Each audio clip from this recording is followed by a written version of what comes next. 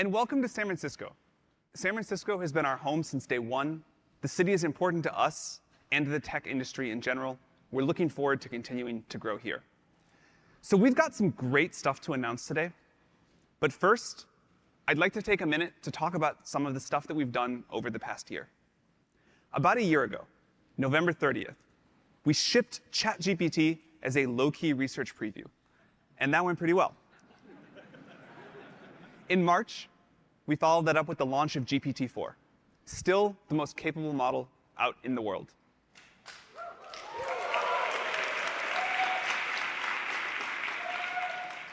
And in the last few months, we launched voice and vision capabilities so that ChatGPT can now see, hear, and speak. And more recently, there's a lot. You don't have to clap each time. And more recently, we launched DALL-E 3, the world's most advanced image model. You can use it, of course, inside of ChatGPT. For our enterprise customers, we launched ChatGPT Enterprise, which offers enterprise-grade security and privacy, higher speed GPT-4 access, longer context windows, a lot more. Today, we've got about 2 million developers building on our API for a wide variety of use cases, doing amazing stuff. Over 92% of Fortune 500 companies building on our products. And we have about 100 million weekly active users now on ChatGPT.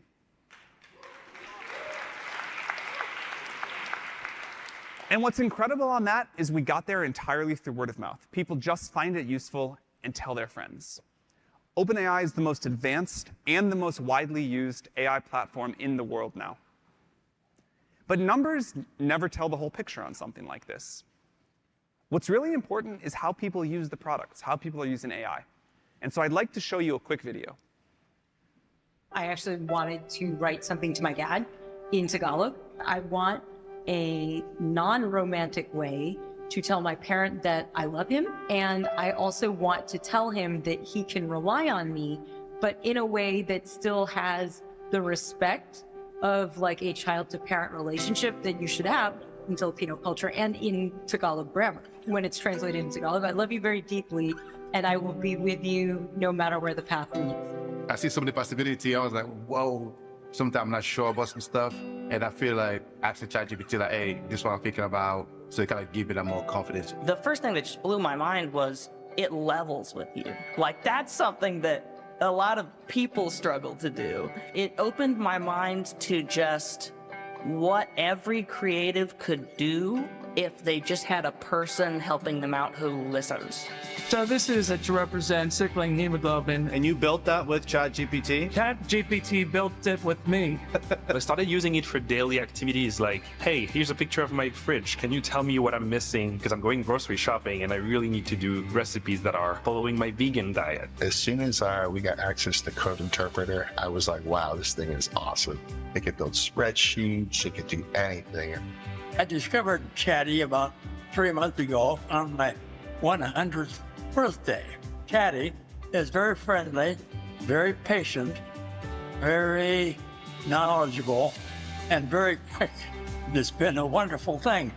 I'm a 4.0 student, but I also have 4 children. When I started using ChatGPT, I realized I could ask ChatGPT that question. And not only does it give me an answer, but it gives me an explanation. Didn't need tutoring as much. It gave me a life back. It gave me time for my family and time for me. I have chronic nerve pain on my whole left half of my body. I have nerve damage. I had like a spine, brain surgery. And so I have like limited use of my left hand. Now you can just have like the integration of voice input. And then the newest one where you can have the back and forth dialogue, that's just like maximum best interface for me. It's here.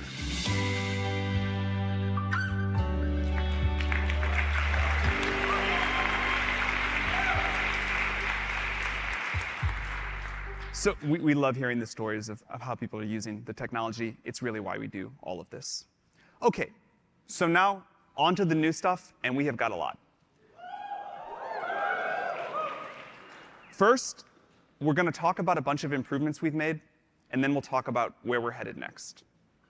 Over the last year, we spent a lot of time talking to developers around the world. We've heard a lot of your feedback. It's really informed what we have to show you today.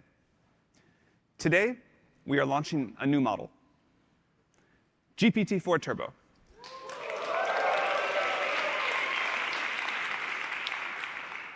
GPT-4 Turbo will address many of the things that you all have asked for.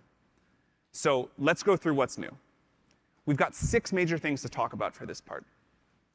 Number 1, context length.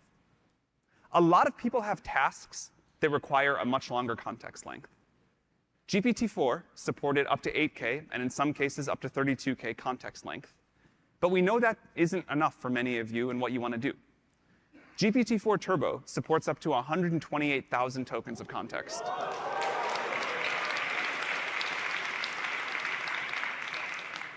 That's 300 pages of a standard book, 16 times longer than our 8K context. And in addition to longer context length, you'll notice that the model is much more accurate over a long context. Number 2, more control. We've heard loud and clear that developers need more control over the model's responses and outputs. So we've addressed that in a number of ways. We have a new feature called JSON mode, which ensures that the model will respond with valid JSON. This has been a huge developer request. It'll make calling APIs much easier. The model is also much better at function calling. You can now call many functions at once. And it'll do better at following instructions in general. We're also introducing a new feature called reproducible outputs. You can pass a seed parameter, and it'll make the model return consistent outputs. This, of course, gives you a higher degree of control over model behavior. This rolls out in beta today.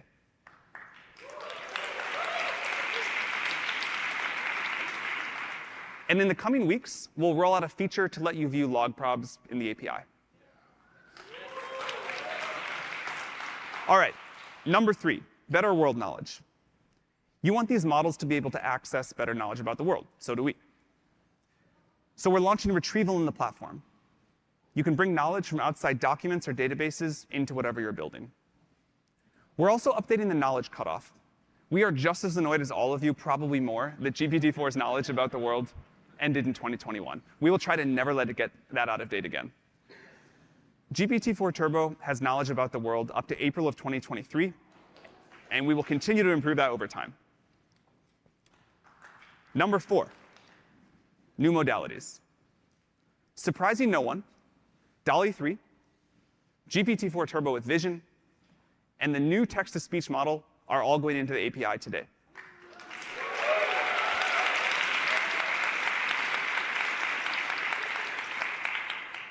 We have a handful of customers that have just started using DALL-E 3 to programmatically generate images and designs. Today, Coke is launching a campaign that lets its customers generate Diwali cards using DALL-E 3. And of course, our safety systems help developers protect their applications against misuse. Those tools are available in the API. GPT-4 Turbo can now accept images as inputs via the API. It can generate captions, classifications, and analysis. For example, Be My Eyes uses this technology to help people who are blind or have low vision with their daily tasks like identifying products in front of them. And with our new text-to-speech model, you'll be able to generate incredibly natural-sounding audio from text in the API with 6 preset voices to choose from. I'll play an example. Did you know that Alexander Graham Bell, the eminent inventor, was enchanted by the world of sounds? His ingenious mind led to the creation of the graphophone, which etched sounds onto wax, making voices whisper through time. This is much more natural than anything else we've heard out there. Voice can make apps more natural to interact with and more accessible. It also unlocks a lot of use cases like language learning and voice assistance.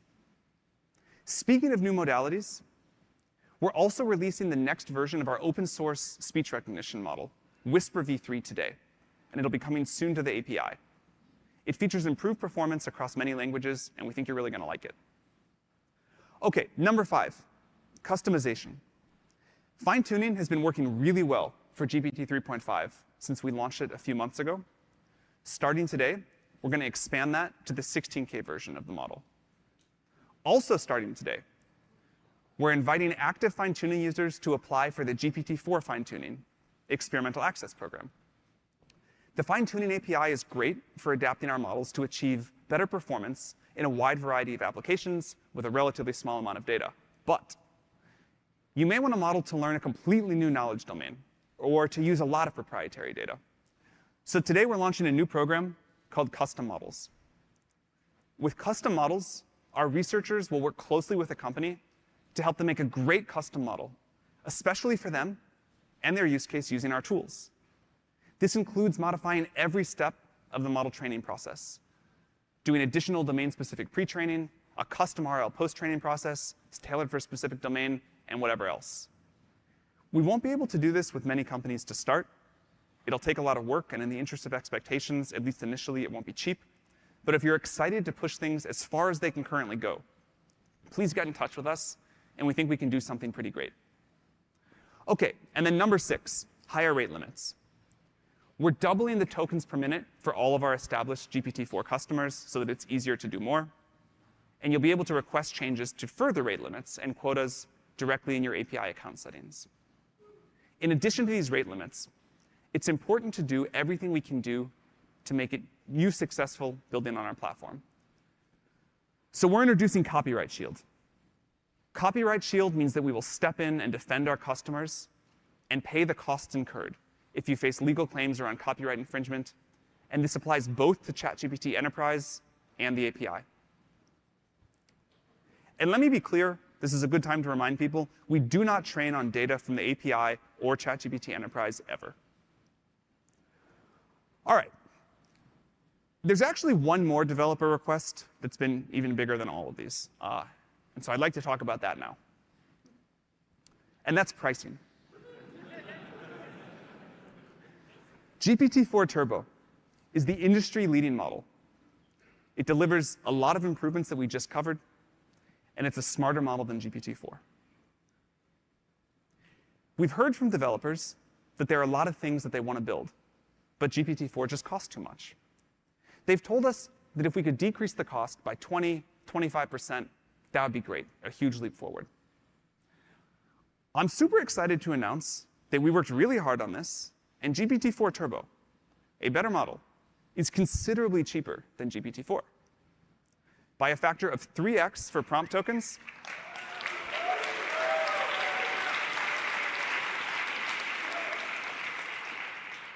and 2x for completion tokens starting today. So the new pricing is 1 cent per 1,000 prompt tokens and 3 cents per 1,000 completion tokens. For most customers, that will lead to a blended rate more than 2.75 times cheaper to use for GPT-4 Turbo than GPT-4. We worked super hard to make this happen. We hope you're as excited about it as we are.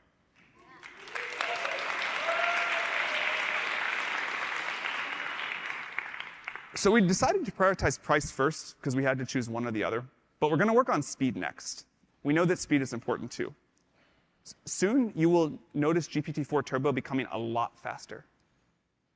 We're also decreasing the cost of GPT 3.5 Turbo 16K.